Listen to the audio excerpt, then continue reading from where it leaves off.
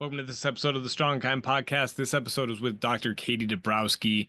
Katie is a doctor of physical therapy. She is one of the founders of Old Bull Athletics in Miami, Florida. She's a very fitness forward physical therapist. She's also had just a really cool journey to being part of Old Bull Athletics. And she's just a really kind and cool human. We talked about training. We talked about being a rehab pro. And we talked about influences and all sorts of stuff. It was a great conversation. I really appreciate Katie coming on. You can find her at KT Dabrowski on Instagram, or you can look up Old Bull Athletics, and you should be able to find her there. Appreciate you being here. Thanks so much. Hope you enjoy this conversation.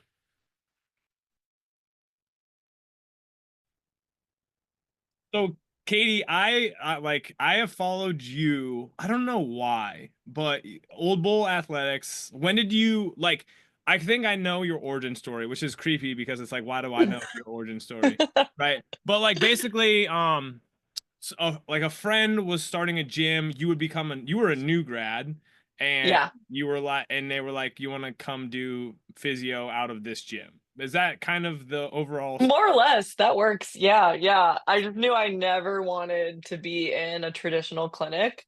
And I started my own cash practice like as soon as I graduated at a gym that I was a trainer at. And it was great. I really liked it. And then I met my current business partner now, the person who founded Old Bull. We just realized we were super aligned. So I joined the team with him and we became partners. And two locations later, the rest is history. So there's a lot of awesome things there. What gave you the audacity to be like, because I went to PT school because I wanted to start like a gym, right? I'm like Yeah. I was a CrossFit coach, I was a personal trainer. Looking back, I was like, man, where you needed a lot of work to get good at those things. But I kind of looked at like physio. I also had like seen Kelly Starrett and like, so hmm I'd been exposed to some different things. And I also just saw that like there was like good gyms where people were coming, and then there was like gyms that were just like burning people out, which is common in the Yeah. industry. Uh, but like, what gave you the audacity to be like, I'm gonna start a cash practice right out of school? And then we'll talk more about like Old Bull and what you're trying to do. But Yeah. what gave you the audacity there? I don't even know. I think just being like young and like this is just has to work. Yeah, Like I think I actually was in the research world before I decided to go back to school and go to PT school. So um I don't know. I didn't even have this idea in my head of like, oh, I want to own a gym, I want to do my own practice. It just became very evident when I was in school and what I was exposed to. I was like, I don't want to do this. Like, I don't want to be in these really busy settings. And this is so not what I picture my life being. And I was a trainer during PT school, and I was kind of like, okay, well, worst case scenario, I can pay rent off of my training clients. yeah, So, like, I can do that. It's fine. And I just decided, why not do this? yeah, And I kind of really truthfully did have that mindset of like, this just has to work because yeah. I'm not accepting a job. It just is what it is. Like I'm not saying yes to any of these places that I did rotations at that are offering me. I don't want to do that. So it literally just has to work. And I think that's really important. Like I didn't start it as a side hustle and then hope maybe one day it would become a thing. It was just like, no, if this doesn't work, I can't pay my bills. So I think, that ignited a fire. yeah, I think. So one of my oldest brother he's a contractor. He's an excavation contractor, and like I was. It's too easy if your plan B is too easy, Yeah. right? Like I got to the point where when I did go all in, like I realized that like it couldn't be just a part-time gig. Like I do Yeah. think you can kind of teeter-totter your way up, but at It's probably some more point, like responsible. yeah, Yeah. I think it's kind of depends on like your stage in life, right? Like Yeah. if you're a father of three kids, like you probably are gonna be grinding your butt off for a little while Yeah. to like figure out how to build I also think being a trainer before kind of sets you up to have the mindset like, okay, well, I just got to get clients. Like I got to Totally. figure out how to Yeah. do that, right? Yeah. Whereas a lot of people in the PT world, they're just never exposed to that type of thing. They are For afraid of, sure. competing with other people. They're afraid of charging people money, Yeah. which I think is we I want to talk to you about that a little bit. But yeah, like I think a lot of ways can work, but at some point you have to like go all in. I say it this way: you got to go all in on yourself, and if that Yeah. means I would rather go work at like Costco and build my thing than work in a shitty clinic that I see Totally. 20 people. Like at least at Costco, I can like do the job without mentally burning myself out. Where if you're like seeing 20 people and trying to do a 1000%. good job, right? Like not that you can Yeah. half-ass your Costco job, right? No, I know what you mean though. I also just think like I had the idea in my head, which is, when people are asking me about this stuff, it's a talking point and a moment of encouragement that I give them. Like, worst case scenario, just you get a job. Yeah, Like, that's what I had in my head. I know no matter what, if this doesn't work or if I needed a supplement income, I could do per diem at the hospital. Am I going to yeah, be happy? Absolutely not. yeah, But yeah, worst case scenario, like our field, we have access to jobs. So I think that was another thought in the back of my head. Like, it's going to work, or I just accept a per diem shift on the weekends while I'm building this. But yeah, yeah, it's, yeah, yeah, it's risky, and yeah, that's, I mean, it's just me. I didn't have a family, I didn't have things to worry about from that perspective, so of course that changes things. But I think if you approach it with that attitude, like, it just kind of has to happen. yeah. So I think you nailed a lot of really good points there. And I also think like so what were you in research with prior to school? So I was kind of pursuing like the neuroscience PhD research route. Yeah, And I was really involved in a lot of like traumatic brain injury and spinal cord injury research. gotcha. And so that was like a big fellowship that I was working on for a while, and I loved it and it was amazing. But it was just kind of one of those moments of like, I actually would like to be more involved in like the human outcomes of this stuff versus Yeah, like hanging out with rats. yeah, And seeing like the very, very important, but just like beginning stages of like bench work and not actually helping people. My background in neuroscience, I always kind of thought I was going to be in like the neuro world for PT.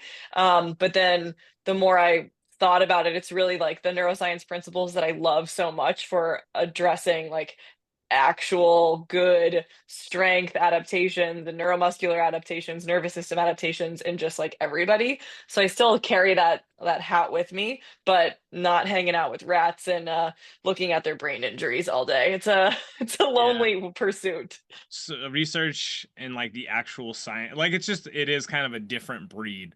Like Yeah. there's just people who just want to sit in a lab and like do Yeah. that type of stuff. I am not that type at all. I Uh, found I mean, I love science and I love the process of it, but I found what I actually loved the most was the like presenting the literature, writing up the publications. Like, I love that side. I like being a science communicator. And I think that's kind of what I'm doing a lot of now in a roundabout way, where it's like, oh, that's cool. It's a skill that I definitely identified early on that I loved, but I'm doing it in a more human facing way, a way that I'm hopeful is going to move the needle for healthcare. But yeah, I think that's what I really found out I loved. And I was like, I don't really love being on like an electron microscope in the basement by myself. yeah. So I'm glad I found that out. Yeah, I think I'm glad you found that out too. I think well, I think we're so I don't know if we put on rosy glasses or whatever when we think about these things that we're gonna do, or if it's just Hollywood. Like I watched a shit ton of House in like circa 2014, and I'm Oh like, do I yeah. want to go to medical school and like be House? And then they're like, then you go and you work in a hospital and you're like, oh, like Like, it's that's not what it is at this. all. So Yeah. I very much am in line with you. I am not like I what I do is I follow smarter people than me that interpret literature very well. And I just say, okay, what is this? Oh, this is, this is progressive overload. Right? Right. It kind of This points back to that yeah. time and time again. Yeah, Yeah, right. Like, agreed. okay, what are length and partials? Oh, we're still just trying to get a little stronger and, whatever, Yeah. right? So it like it is what it is, but I mean, our field is very much like an intellectual, it can be where people just get Hmm. intellectual pissing contests, and I'm just like, how do we Oh avoid yeah. that, right? Uh, Yeah, I couldn't agree with you more. I think it's important, as coming from somebody where like research is something that I've done and I'm passionate about. it's definitely like our field is so unique in that we have so many competing variables for like how we actually would take something from the literature and apply it to somebody. And anybody who's trying to follow like a PubMed study to a T, I just don't think is working with people. I think that like you're not taking into consideration the human variability element of what we do and the fact of like not everybody gets as excited about exercise science and progressive overload and physiology as we do. And that's okay. I think it's our job to make our patients get excited about it in some way, but like I don't think you can follow a specific protocol and truly be, 100% evidence based if you are actually looking at the human in front of you. But yeah, it's like that stuff gets clicks. It's like cool to talk about how much you know about research or talk shit about the person who you know more than. And like that's the cool thing right now. And I just think it's exhausting. I don't think it's the cool thing. I think it's just what gets either quote unquote glaze or clicks on the in the algorithm is either drama Yeah. or like that's what it is. We're Yeah. literally living in a time where we're putting in information. The computers are like, what do people respond to? Oh, they respond to getting Totally. pissed off at each other, right? Um, Yeah.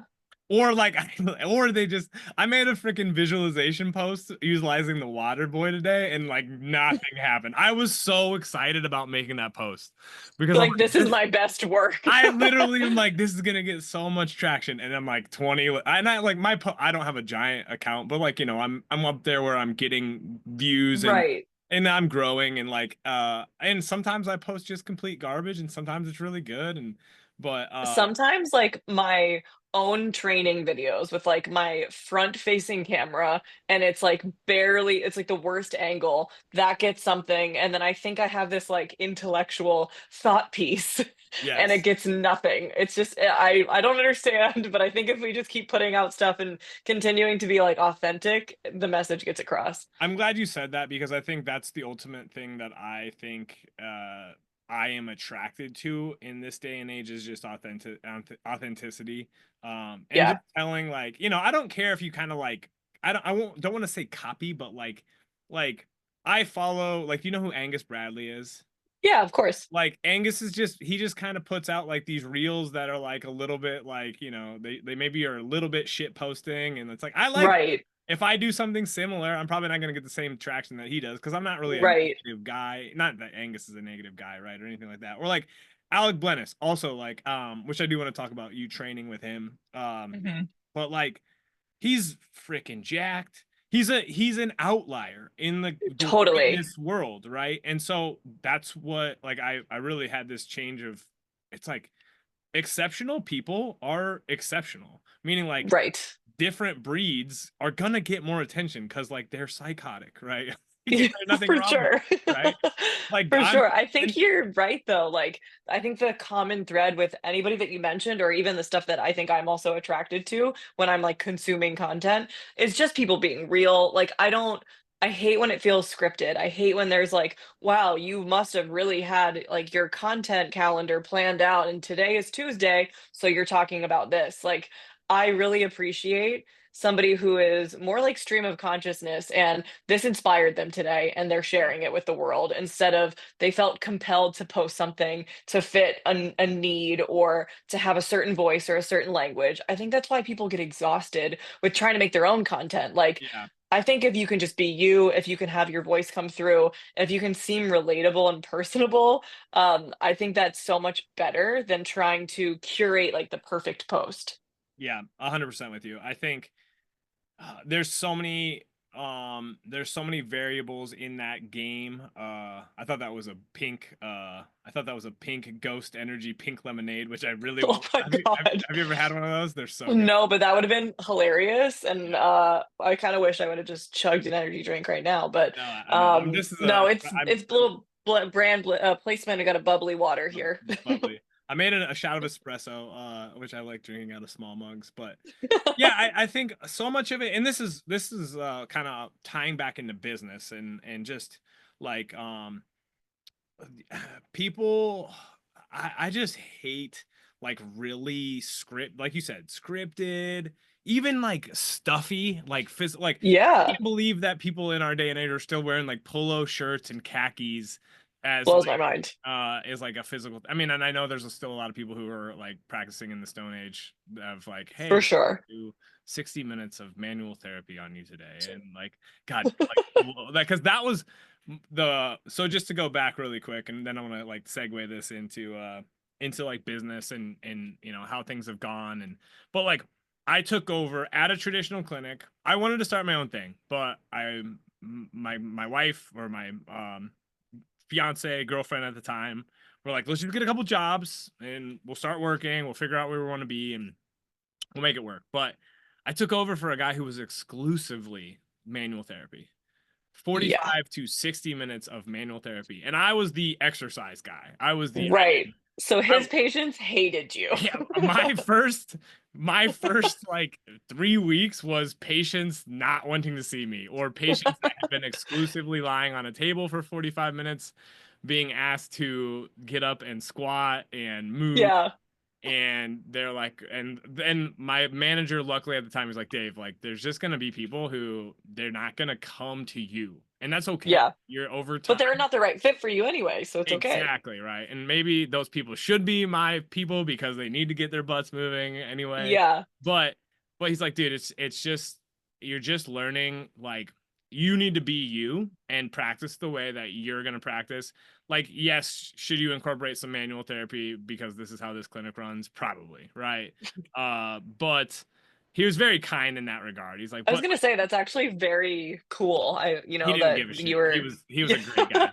Like That's he was awesome. like it was a clinic that used to be private that got bought out, and he was the man. Yeah. Like he, you could tell he was looking for a way out too. Like in any way, but he's like, just do a good job with the people in front of you, and don't worry about the rest of this BS and like all kind of. That's perfect. So, but like let's talk about business and like the business of healthcare because even Hmm.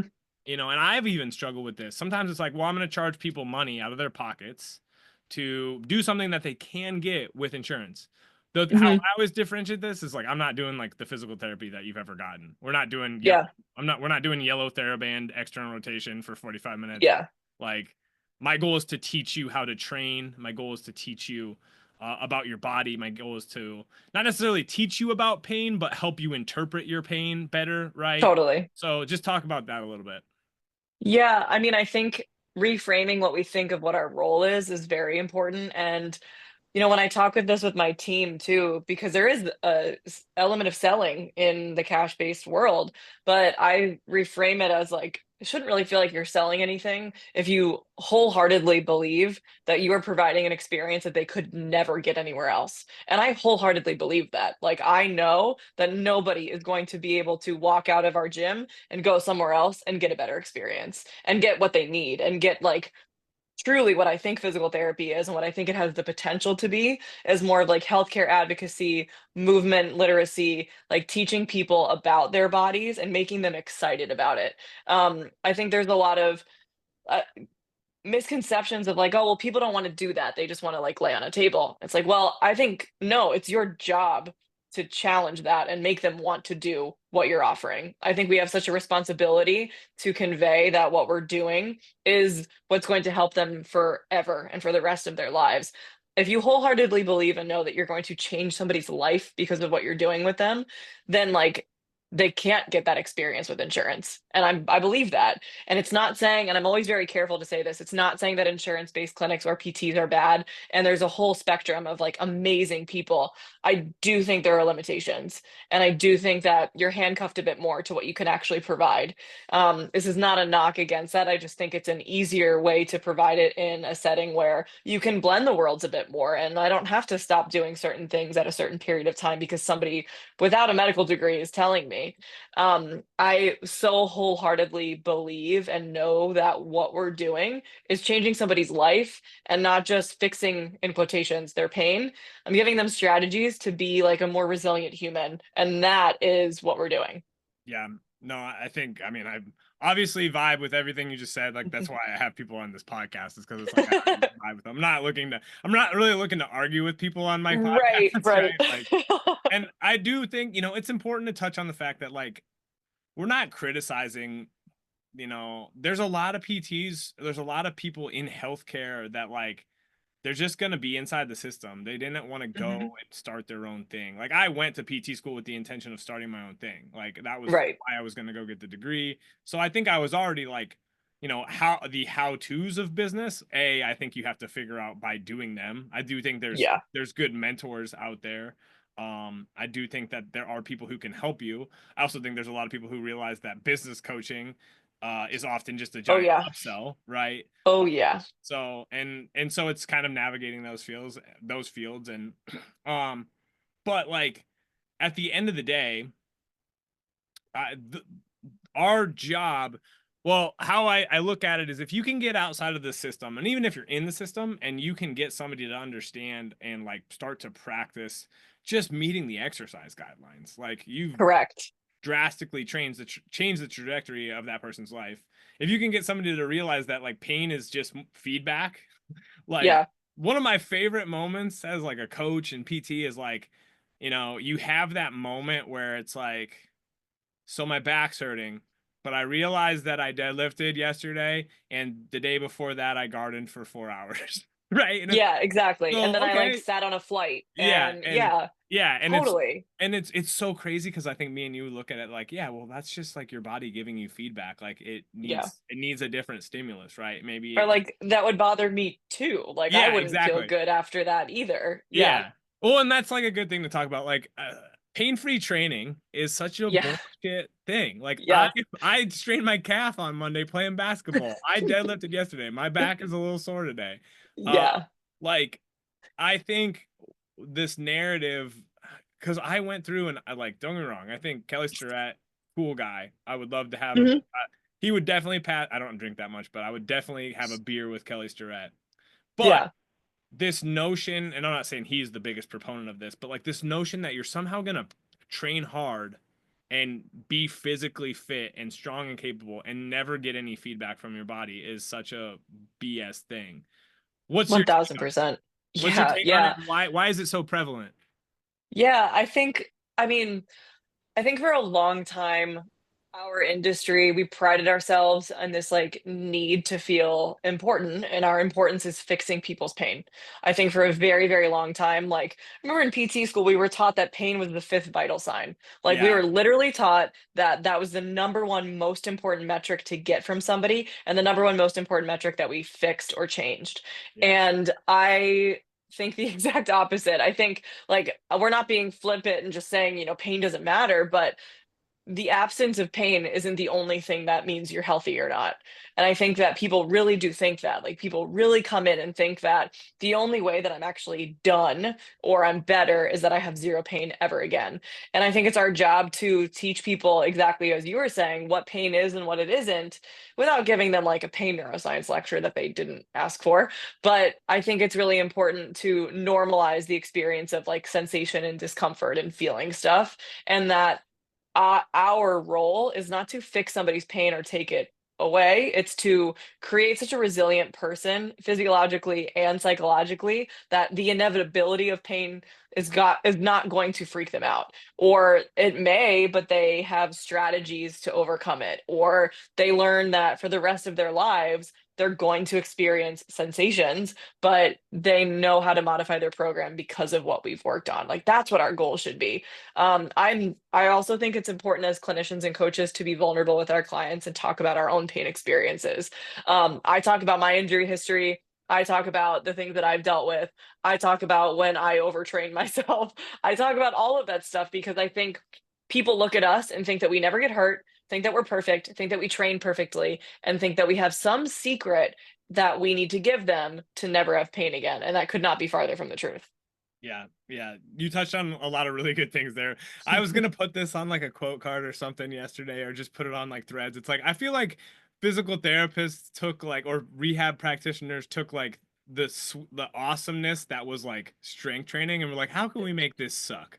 Like, how can we make this really lame? Oh, let's make it so that you're doing like, really some of the exercises that I've seen like patients be prescribed that are like, what were they trying to have you do? And how was this? If you can put an exercise on a piece of paper Yeah, and that's it, yeah, that is such a sign to me. Like, if that's what you're giving somebody, if Yeah, it can be printed out, yeah, then I think we have problems. yeah. Yeah, And I think so too. It's like so underdosed and underloaded, and all of the things that, we try to correct for in what we're doing. yeah, and going back to a little earlier, you also mentioned that, like, it's not black and white. Like, I have my neighbor and her 90-year-old mother, and then the 27-year-old daughter all come and train with me. And, like, none of those three women want to really, like, they do it because I actually just challenge them. like I like my neighbor's like, she's just complaining and moans and groans all the time, and I'm like, and she's like, also my mom's like potentially fall. I'm like, just come lift, and we'll see if you like it. And then it's just evolved into, like, they come twice a week and it's awesome. That's But awesome. I am constantly modifying what I had written out for Yeah, the day to what they are doing that day. Like, I honestly look at, like, the strength protocols and strength programs that people put out, and I'm like, most of people's biggest problems is they don't know how to modify their program from the day to day, for while sure. still Yeah. hitting the intent of the program, right? Even my That is coaching, so perfectly stated. right? Yes. Like, Like, yeah, that's my even the people that I coach, what I'm trying to do to them to help them understand is, like, and this is the utility of reps in reserve, and modifiable variables, and giving people flexibility. They just have to understand what that flexibility means, right? right. It's like, no, some days you're gonna feel like absolute shit. And it's also hard because on those days you might have the best performance of your life, because that's just clearly Exactly. how it works. But, like, you Exactly. should just go in with, this is what I'm trying to get done. And one of the biggest things that, like, I think it's been a combination of Alec Blennis, and I follow a guy named, like, Will Rattel, and Mhm. Angus Bradley, and, like, I just never had thought about it this way. It's like, the plateau is where you make progress. Like, where it's the gains do not feel like they're coming quickly is where you are actually creating adaptation, right? For sure. And that's not fun. Right? Like, we all get addicted to that 6 weeks of, ooh, that was a fun, I made good progress over that initial 6 weeks. And now it's like, this sucks because I'm Yeah. just kind of doing the same thing over and over again, or slightly similar things, right? I But think that's also part of our job, is to, like, get people excited about that too and think of it like the long game. Because yeah, I try to frame it with clients in a way where it's like, okay, when I meet you, starting today, I want you to think of this as an opportunity to stack as many decades as possible of building as much strength, muscle mass, resiliency, all of those things as possible, because it is going to directly relate to your quality of life, independence, and your health span to match your lifespan. So you're not living longer, but sicker and incapable of doing things.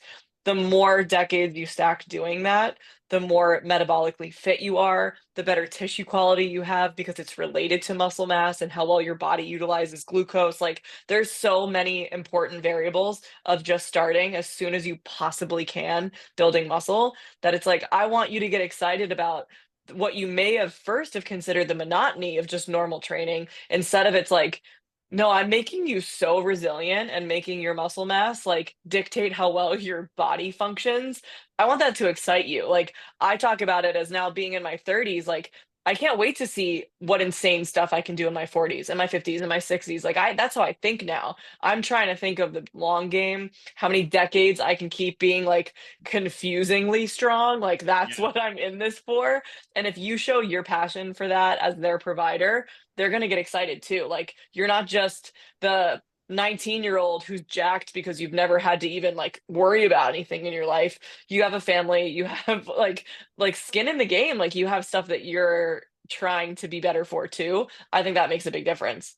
I think, like, you also just touched on, I mean, those teaching moments of getting people, like, so I'm a huge, like, kind of not like probably your neuroscience, like actual lab type of neuroscience, but, like, I'm into, like, well, I love, like, Robert Sapolsky. I've read For sure. Oh Rise my Young, Don't gosh. Get Old. Yeah. So I'm probably Yeah. like a pop culture neuroscience nerd. But I also am just a, like, I have this right here, The Inner Game of It's Tennis, a great book too. Yeah. and, like, and so, like, but it's these associations that you can start to get people to reframe, like, the Yes. association that aging means weakness, is Yeah. so prevalent, right? But then I even just, post a video of my 90-year-old client, Lorene, deadlifting 75 pounds, and people are like, Oh whoa, yeah. like, and so, and, then there's like the 60-year-olds like, well, I can't deadlift 70 pounds. Well, you got 30 years. So it Yeah. Let's won't take figure you it that out. long, right? But like just changing those, and it also requires repetition, but just, hey, okay, like just think about, one of my favorite things to just say to people is like, oh, because everybody falls off, right? I fell off. It's like, well, if you get 2 to 3 sessions in for 50 weeks out of the year, you're at Yeah. between 100 and 150 sessions a year. Like, Yeah.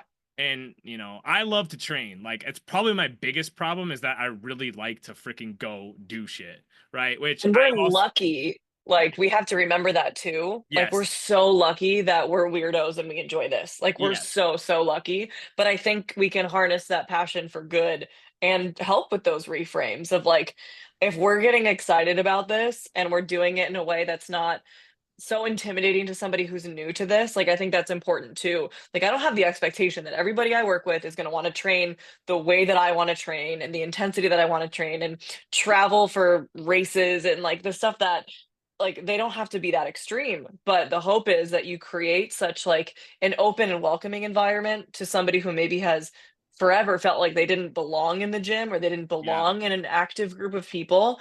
If you can be that person for them, like, oh my gosh, you've just changed their life. Like that's what this is all about. yeah. So let's talk about what got you into like training in the first place, and like what's been your arc, and like honestly, Yeah. how old are you, if you don't mind? 33. Okay, I'm Yeah. 36. And it's weird because I arguably feel it's better. I'm just a lot less, like, I hate to use the word pliable because I hate that fucking word, but like I just, like, at 18 it's like I could just go do whatever, and like I was Yeah. not very like powerful. I think I am more strong and powerful now, and that has caused me to like tweak more things than I used to, Yeah. right? Like, And you have more life stress. That's what it is yes, too. You I have think that, responsibility. And yes, like if we think of the cup being full analogy, like I'm just busy. I'm so busy and there's so many competing demands for my body's capacity yes, that like training will often be the thing that will tip the scale for that. But I feel significantly better and stronger and fitter and faster and all of these things now than I ever did when I was like supposed to be at my peak as like a college athlete. I feel yeah, way better now. But yeah, yeah, it's just like I'm more affected by, oh, I had a really hard caseload today. yeah, Or I've been in meetings all day and like it's going to take my body some time to feel ready to train. Whereas before, I was a college rower. So, like, we had to get up for practice at 4 a.m. I could go to bed at midnight and just wake up the next day and like not even eat food and just go and row for yeah, 4 hours. And it's like I would actually die if I did that now.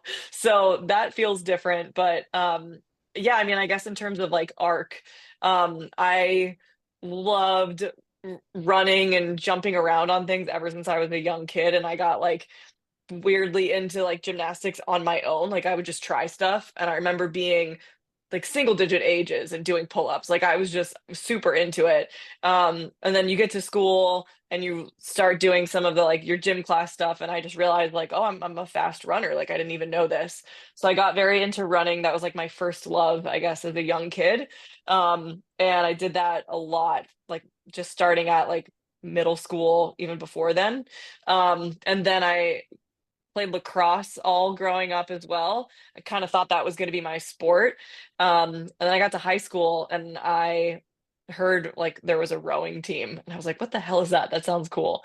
And I tried out. It was my first time ever trying it. And I fell in love with it. I don't know what it was, the mixture of having probably like that genetic predisposition of an aerobic base, I'm sure.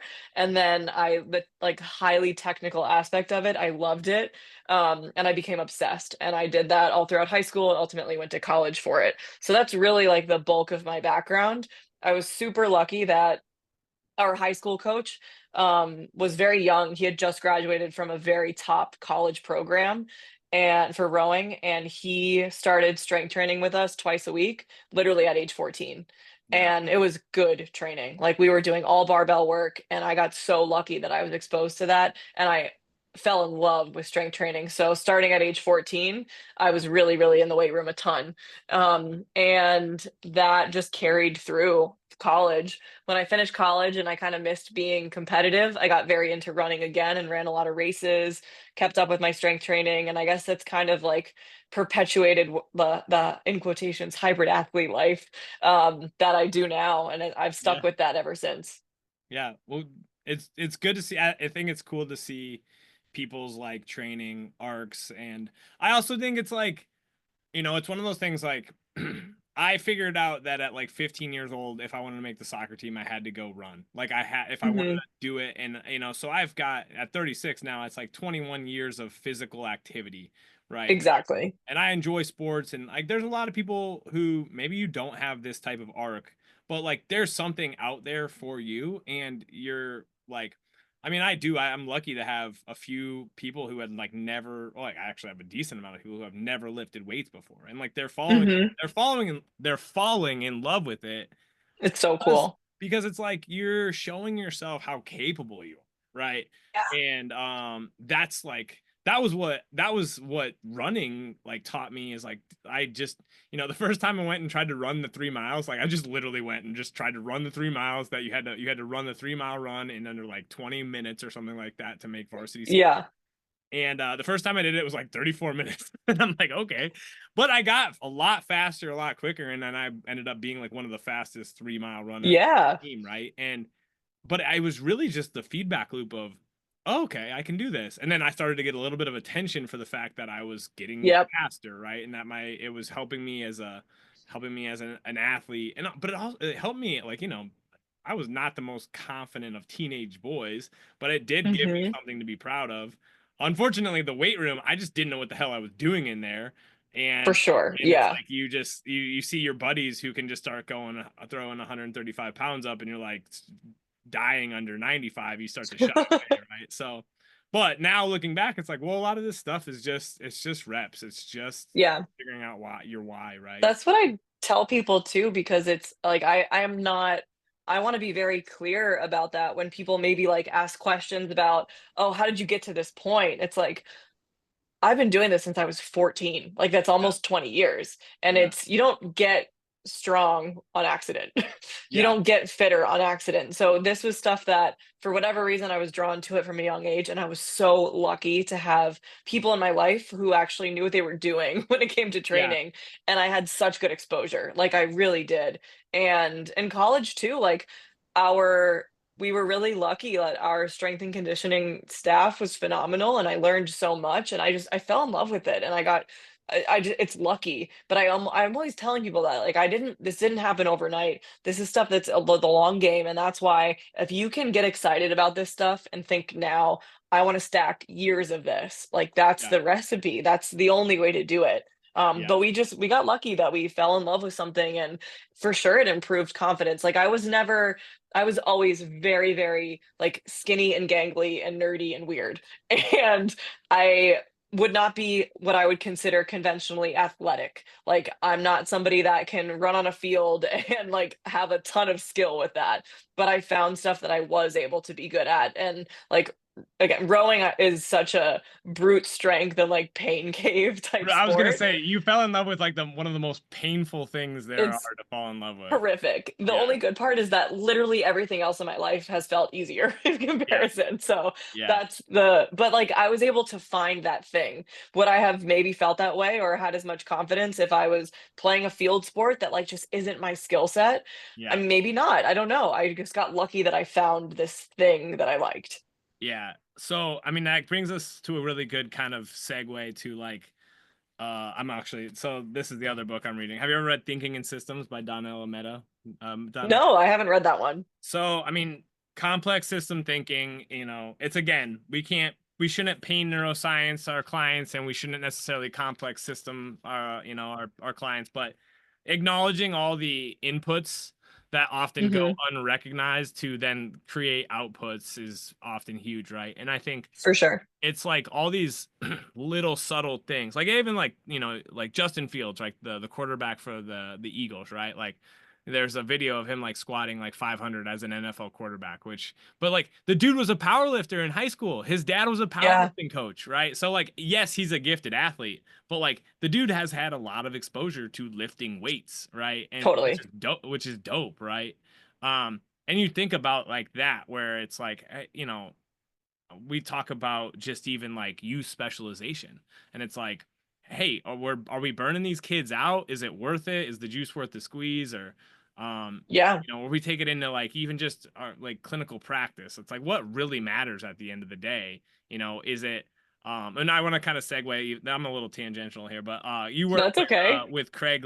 Is it Liebenson or like it's Liebenson? Liebenson, Yeah. yeah. I tried to get him on a podcast, and like I think it just didn't work out. I want to talk to him. You got it. Yeah, he's a phenomenal person. Yeah, He seems really cool, and I do, like even just the segue into like what the hell's chiropractic care, what the hell is being a physical therapist anymore, and like I know I think good rehab is good it's rehab, the right? same. Yeah, Yeah, I mean, it's something that I'm really proud of at Old Bull, but on our team, we have chiropractors, physical therapists, and athletic trainers, and you would never know which one was which. yeah, We're yeah, all just, for us, I even just made a post about it the other day. Like, my system, if I have one, is does it impact physiology? Does it impact psychology? yeah, That's how I'm driving all of my decision making. yeah, And that's where I think if you are in this lane of rehab, it shouldn't matter what letters are after your name. yeah. And I think like I think I probably saw that post, and like that's my those are the big things I'm just going back to, are like how are we affecting, how are we affecting tissue and metabolic conditions, and how are we imposing some level of confidence and resilience, right? Totally. Which, And that should guide us. Like, I think people can take that and be a little bit like nihilist with it and be like, oh, so yeah, nothing matters and go down that like thought spiral. But I think the opposite. I think it gives us endless opportunities to help people and to also like help with imposter syndrome. yeah, If you can create a session where your training or rehab is between an RPE 6 to 8 and you're making somebody work, you're making them smile, you're making them have fun, you're making them understand their body, you're helping with their program so they can learn how to string all of this stuff together, like you've won. That's it. It doesn't yeah, matter if it's a tendon or a ligament or a muscle or a disc or like it doesn't matter. yeah, I the mean, that's tissue, really it. yeah, it's so much of it is like our tying our ego to what we're doing, and like so much of it, like I rarely, I, I like rarely worry about specific tissue other than like acute, when something's very acute and it seems like we need to like kind of Right. figure out what we're managing here, but like, It's like, don't be an asshole and be yeah, unsafe. yeah, But exactly, right? otherwise, like, Like, I tell people that too, where, and there's ways to say it to the general public, right? I'm more of just like, the great news is because we ruled out this stuff, it actually doesn't matter too yeah, much what tissue's yeah, involved. We're just going to get like the knee feeling a lot better and yeah, stronger and able to do what you want it to do. If you yeah, can express it that way, I think people will buy in. yeah, Like, the pushback is always like, well, what if somebody wants a diagnosis? It's like, well, yeah, I'm not going to just to prove a point, not tell them something, but I'm going yeah, to frame it that way where like I've yeah. ruled out things that warrant it being super necessary. And we're going to just impact like all of your tissues. And that's what's going to help the most. Yeah. Yeah, I think like it's a very good way of saying it. And I think it's just getting over like our conditioning that we want to know the single causal thing. It's like at a certain level, like I mean, yeah, like hey, why do knee joints swell? Because the joint is overloaded. Okay, like so how do Right. we manage this? Well, we decrease the load that seems to be the irritating, and we try to find other ways to load the structure and build capacity, right? Like And that's it. yeah. That's over and over and Over and over over. And but again. that's That's what fun. it Like that's is. actually It fun, is. right? Me I think being so like, too. It's a puzzle. It's yeah, fun and you have a framework. yeah. But I do think you're right. I think a lot of people in rehab, we want to defend why we spent all this money on this degree. Oh, And we want to hell yeah. defend that we are, in quotations, I've heard like, oh, are you worried that people are going to think you're just a glorified personal trainer? And I'm like, first of all, you're insulting an entire extremely important industry Yeah. that sees people in pain first, more Yeah. frequently, and for longer than I ever will. Yeah. And you're also just vastly misunderstanding what our industry is and how much we're so much more similar than what people think. I Like, don't I don't I don't worry about that at all. Like, I don't care. yeah. I think that going to PT school really improved my ability to critically think. It Yeah. gave me some fantastic baseline like anatomy knowledge. It helped me like get passionate around another group of people who are also just as passionate about what I am. Like, I don't really care what people think I am. It Yeah. doesn't bother me because I know I can help the person in front of me. Like, I just think it's definitely an ego thing of like, we need to defend why we're different. We need to defend that we have a doctorate. Like, I don't care. Like, I mean, at some level, it's like they just decided to give us a doctorate at 2020 in 2000 or whatever it They was. could charge us more. That's Yeah, it. it's like literally. So what can we do to up the? And it's not that I don't value being considered a doctor. Like I Correct. do appreciate that, and with certain people, it goes a long way. There's also Yeah, crazy doctors, right? There's crazy for people out there. sure. For sure. So, but you're 100% right as insofar as like it's just critical thinking. It gave me so many access to like, oh, this person had back surgery and they're back in the hospital for another back surgery. So maybe this is not what we are proposing it to be. Or, hey, Right. that person, their back pain went away because when they started biking regularly. So maybe it's Yeah. not that I need to do something like super specific for their back pain, but they just need to get moving and find ways that don't hurt and to like just Yeah. honestly just break the cycle of Yeah. everything hurts, right? And if having some extra education gives us the confidence to know that we're safely doing that, it was Yeah, worth it to me. Like, yeah, that's what I think a little bit more of this degree is that you get that extra added confidence of, I'm ruling out something that's dangerous. yeah, I'm ruling out something that I need to refer out for because now it's out of my hands. And yeah, I think that confidence is important to me, and I like that aspect of it. So when people ask like, is it worth it to go to PT school if maybe they're like a really excellent coach? I ask them those questions like, what will this degree give you that being a coach yeah, will not? If that's important to you, hell yeah, do it.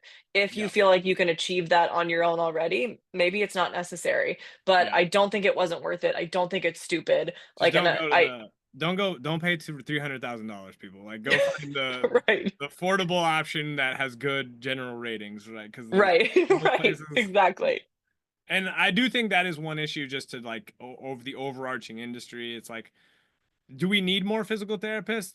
I think we need to better learn to utilize our skills and get like some of that things. And I also think like, yeah, know why you're doing this. It's kind of like any Hmm. degree you would go get. Like, Yeah, and it's hard because there's a lot of PTs that are really frustrated that they are gonna be quote unquote in debt for a long time because of their education. But and that's not really the point of this discussion, but like I do think I would just say this: I am happy to chat with anybody about like going to PT school, and all I will do is ask you questions. Like I'm not gonna yeah, tell you what to do. I'm just gonna yeah. ask you questions, right? Agreed. Agreed. Because that's just if I would have had that opportunity, I would hope that somebody would do the same, right? Um, so, Totally. all right, so the kind of the last few big things I just wanted to touch on with you and so you can go enjoy your Friday. But like yeah, where do you see kind of the future? Well, so you just started a second gym, right? Or you guys are in a Uh, second gym? yeah, our second gym in August will be year 3, actually. Oh, really? So okay, so I thought Mhm. that was a little bit newer. It's my bad. So I've not I stayed. mean, it is definitely. It still feels like a new beast in its own, but yeah, it's wild. What have been the things in like the business realm that like whew, you either wish you were more prepared for or that have been really big lessons, or what do you think in that realm? That's a great question. I think, I mean, I think first and foremost, I'm just really grateful because all things considered, it being stressful and hard, it's like the things that make me realize we're on the right track is the people that we have. Hmm. My business partner is phenomenal and we complement each other so well. Like, he's so good at all of the things that I am not good at. And he's taught me so much and elevated me to be better in scenarios that maybe would make me uncomfortable before, or it's just like not my natural ability. And I hope to think that I do that for him too. And the people that we've have on our team, like the family that we've created, I think that stuff is what makes this feel less daunting. And that's the stuff where it's worth taking a lot of time to find the right people. I think before, maybe if we were growing and busy, I might have rushed processes of like finding people to fill a need, where now I'm extremely calculated with the process of onboarding people, the process of even being sure that this person would be a good fit. And I tell people that, like, I give them basically an outline of like, this is what our interview process looks like. And it's long on purpose because we're a family and we're changing healthcare. If that's not for you, and if it's not the right fit, like, then we have to stop. So it's long on purpose. I vet for a long time, and it's a process, but that is so incredibly worth it. And I would say, like, if you're looking to build something, that's where you have to start. I don't care how flashy your gym is. I don't care how affluent of an area you're putting your gym in, so you can have all the high paying people.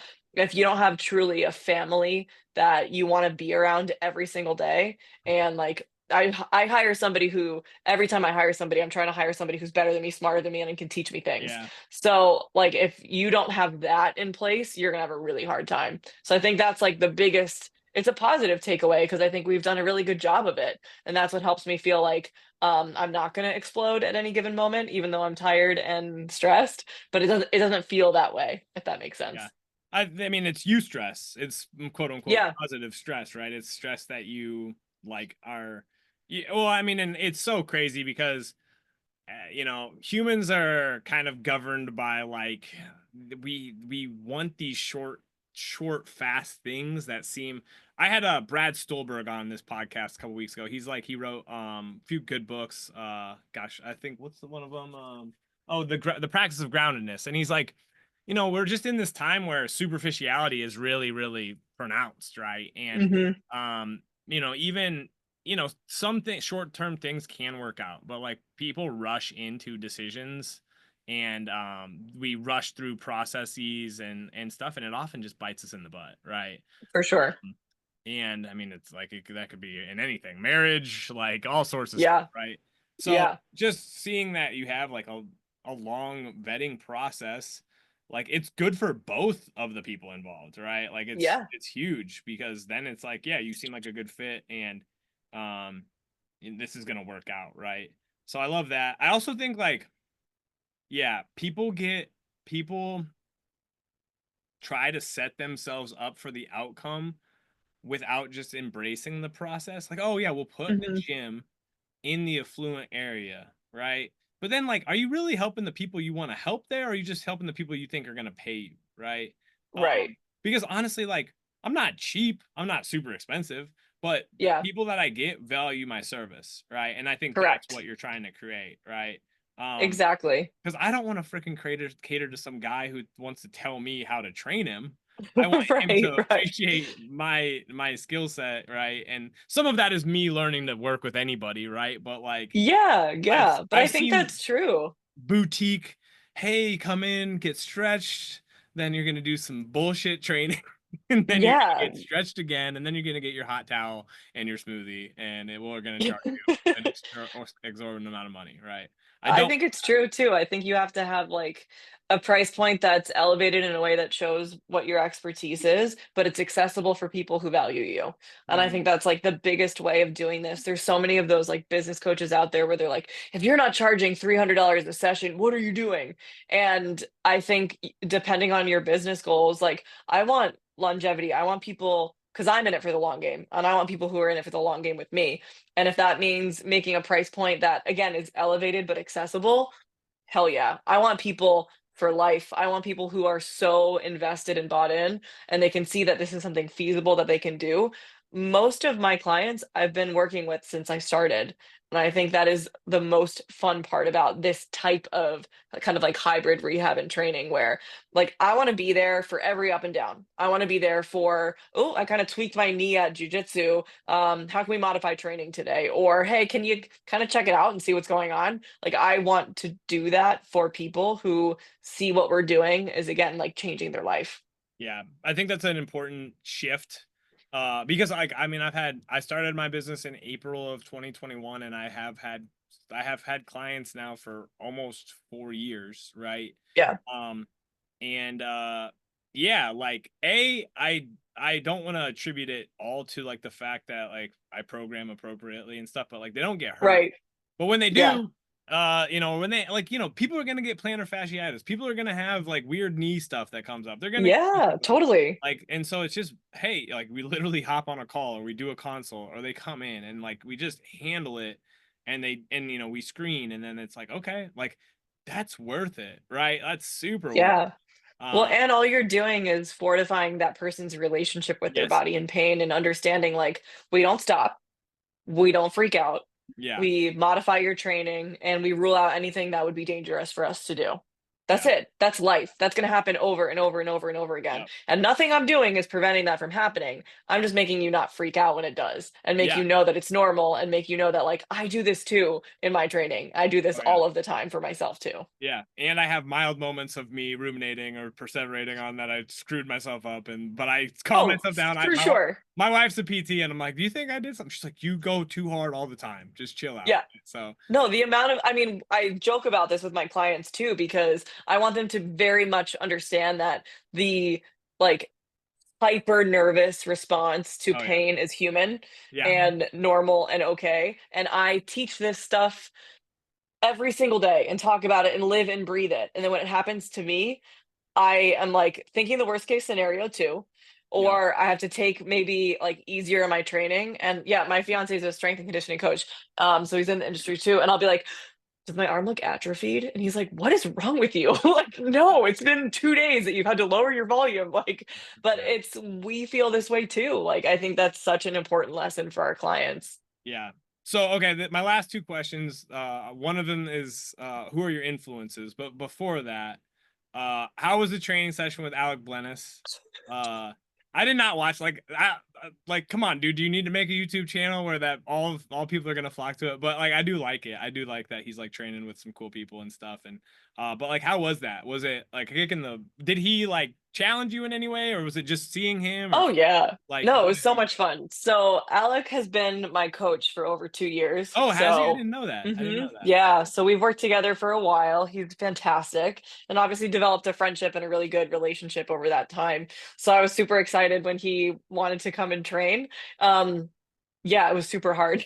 Like we were just So, but basically it's kind of nice to know that because then it wasn't like him just being a giant dick. Like he kind of knows what you're capable of, and like so yes, but yes. still, yeah, I got it now. So no, it was super hard, but it was definitely like we talked about it beforehand, and I picked the stuff that I'm strongest at. I Yeah, like anything shoulders and overhead, and anything pretty hip dominant for training. So my goal with that session was basically like if he was doing reverse lunging, I'm doing that same weight, but I'm doing it Hatfield, but I'm still moving like 335 or whatever stupid stuff we were doing. yeah, And no, it was super hard. I for sure I was quite depleted after because it was like 4 hours. Um, and I'm training right now. I mean, I'm always training pretty intensely, but I have some races coming up, so my running volume is high, all that good stuff. It was super hard, but it was a blast. We had so much fun. He's just a very critical thinker too, and we love to just like talk shop and talk about the industry. But I tried to go for a jog. Like, so we trained together on Friday.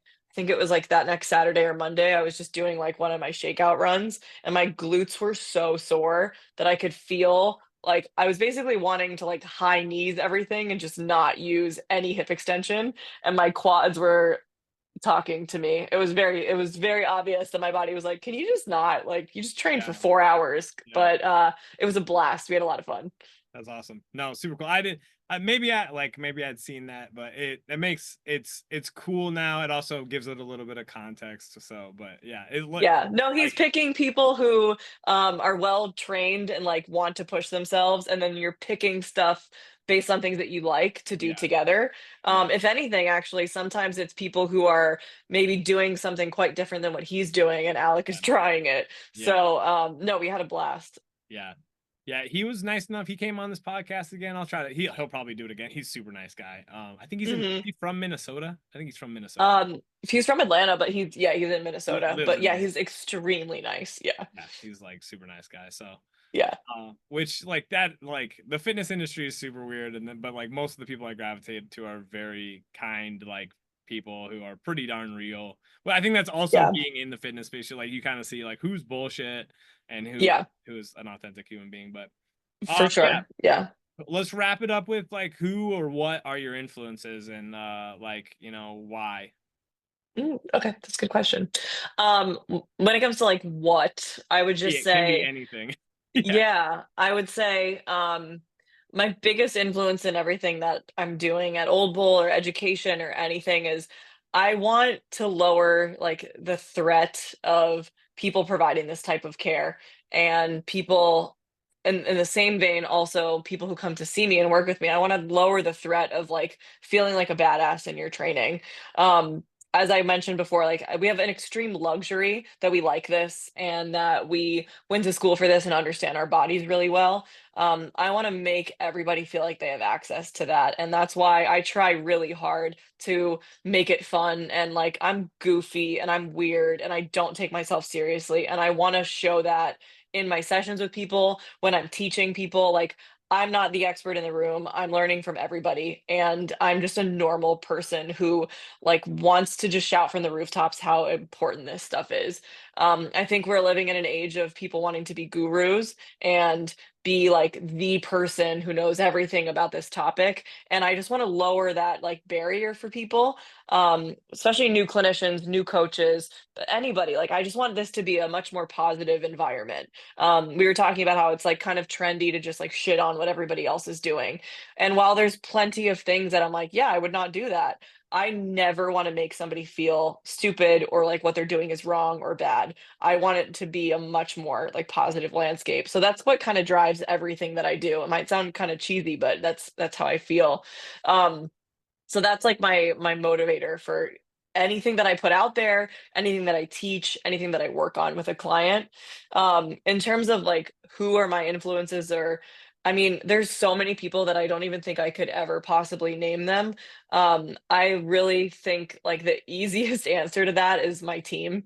Again, that probably sounds so cheesy, but it really is true. Like I can't believe, I forget how bad it is out there because of what I see every day in my clinics. Like just today, I was down in our second location, hanging out and doing some stuff down there, and like we are all just we have so much fun, and everybody is so smart and so silly and so open minded and so communicative, and like that's what I think healthcare should be.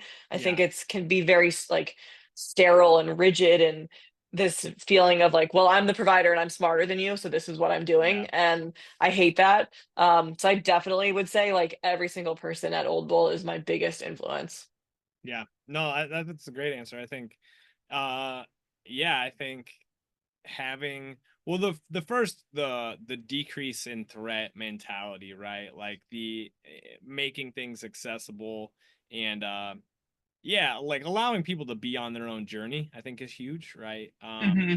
And I think even I still struggle with like, well, like I had a guy who was he's actually he was a buddy's dad, and he signed up with me a few years back, and I told the story to somebody else not that long ago, and he's like, it'd give him like 3 sets of 8 to 12 type of thing, right? And he'd be like, he'd do 2 sets of 12, and he'd be like, I'm done, and he would put in there, he's like, I only did 2 sets because I have free will. And I'm like, all right. And that's like part of it is that you have to allow people to have the space. And I think Yeah. the level of perfectionism and rigidity and like this is the path. Even like I really think specialization is important, but specialization without breadth is like just putting yourself into a silo, right? And I think Hmm. that's one of the big things that people struggle with in our industry is like trying to specialize in something before they know how to interact with like a human being, right? Yes. Yes. And I think that can be problematic. I also think it leads people to go down like rabbit holes of things that don't help them, right? And then yeah, I think Yeah. also it's really cool that you appreciate the people around you and just like learn from them all the time and just sit back and realize like leadership is not having all the answers. Leadership is like allowing the people around you to like you're just I don't even yeah, I think you're just facilitating, right? And like I that's was gonna say it feels more like facilitating yeah, an environment for like everybody to be a leader and everybody to have yeah, expertise and things to offer. Yeah, I think that's super important. And I feel lucky. Like it's just fun. That's what I yeah. want. Just I want it to be fun. Yeah, fun is a very high core value of Yeah. mine too. So no, Katie, this was dope. I appreciate you coming on. Where can Thanks people for having me. find you? Both in person, virtual, where are you at? In person, Miami, Florida. Come visit. Um, it's about to get really hot here, so maybe not then, but Miami, Florida is where both of our gyms are at. Instagram's a great place to find us. Old Bull Athletics is our Instagram page, and then mine is just KT and my last name, Dabrowski. We love people to come and hang and shadow and learn.